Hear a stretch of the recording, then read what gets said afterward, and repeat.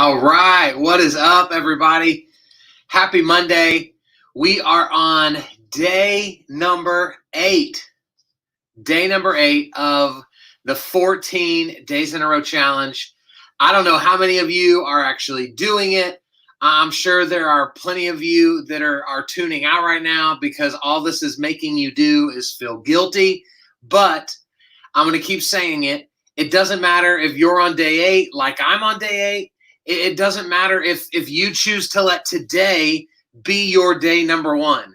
This is not a contest. This is not a race. This is about you making permanent improvements. Hey, Sharon, thanks for watching. This is about you making permanent improvements to your business. That's what this is about. And so do not get caught up in, oh man, I don't want to start in the middle. Make your own. Let today be day number 1 because this is day number 8 for me. And so I hope that this is encouraging to you guys. Hopefully this will be something that even if you catch this a year from now, it's still going to be relevant. So I'd love to ask you guys, where are you watching from? Where are you at? Are you in Dallas, where I am, or I guess technically Fort Worth? Are you West Coast, East Coast? Are you up north?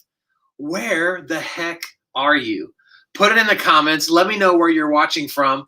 And guys, here's what I want to talk to you about. You are being misguided. Plain and simple. You're being misguided. And here's why I believe this. Delaware. What is up, Delaware? Genevieve up in Delaware. Come on, somebody. Melissa Ashcraft in Hazlitt. That's right next to me. You're in my backyard. I could probably like throw a rock at you right back behind me. But guys, the truth is you're being misguided. And the reason that you're not good at this, at video, is because you're listening to the wrong advice. And do you want to know who the culprit is of this bad advice? It's you. It's me. You are being misguided by yourself. Because guys, here's what I've learned in my years of doing this. You will always be your own worst enemy. Our brains are wired to avoid pain, to avoid discomfort, to get us to run away from a potential scary situation. And so when that situation is involved in doing a video and putting yourself out there in front of people, it makes it so difficult. So I want us to understand why. And I showed y'all this book a few days back, but this is what I want to walk you through is the training that I did with my team this morning. Every Monday morning at our team meeting, we always do leadership, personal development, and this is what we walked through this morning. So listen to this. This is from Blue Fishing. We are all born unique, then spend the next 40 years deluding ourselves to become just like everyone else. Think about it. If you're using 80% of your energy or effort to be someone you're not, then you can only ever give 20% of you. But if you're just you, there's zero effort involved in that. When you turn up as you, whoever you are, people just to like you better. Easy to stand out is by being yourself. Guys, this really jumped off the page at me because so much of the struggle that we have with video is an identity issue. We have worked up this belief inside of ourselves that I've got to be perfect every time I'm on video.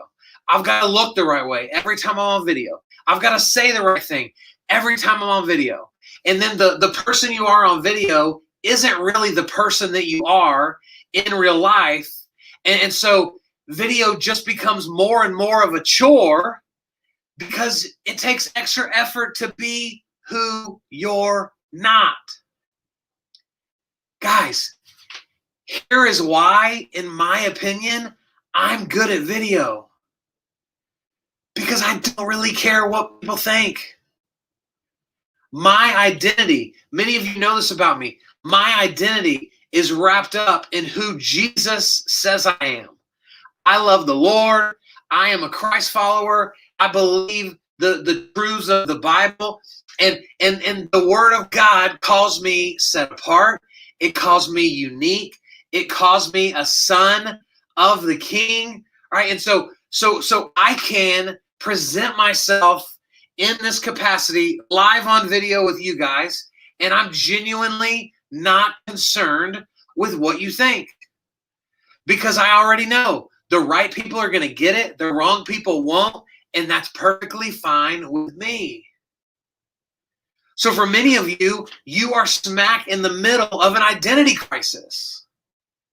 And because you're in crisis, the thought of getting on video is exhausting to you.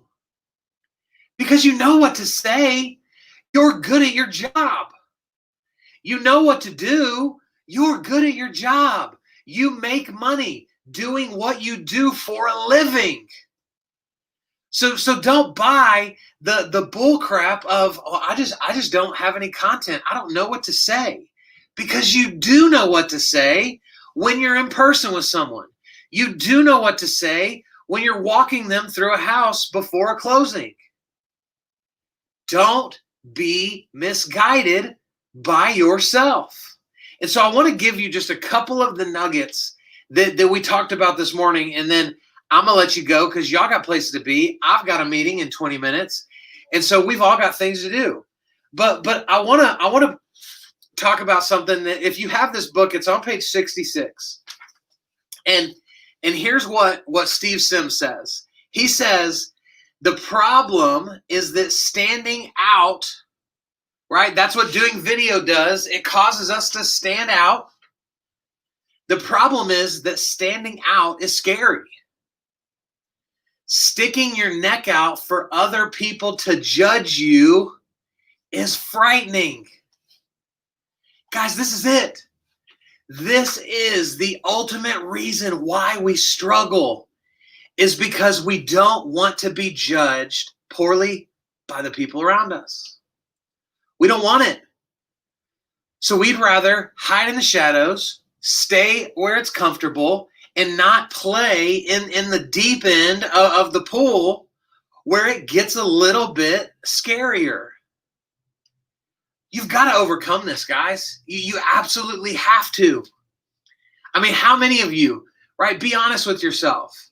How many of you have watched multiple days of these videos, and deep down inside you go, man, I need to be doing this. I need to be doing this. I need to be doing this. But then you don't. Because your mind kicks in, right? Your brain kicks in and starts feeling, right? It can feel the blood pressure begin to rise. It can feel the anxiety begin to build. And your brain is wired to get you to run away. So here's the answer, right? It's in the very end of this chapter.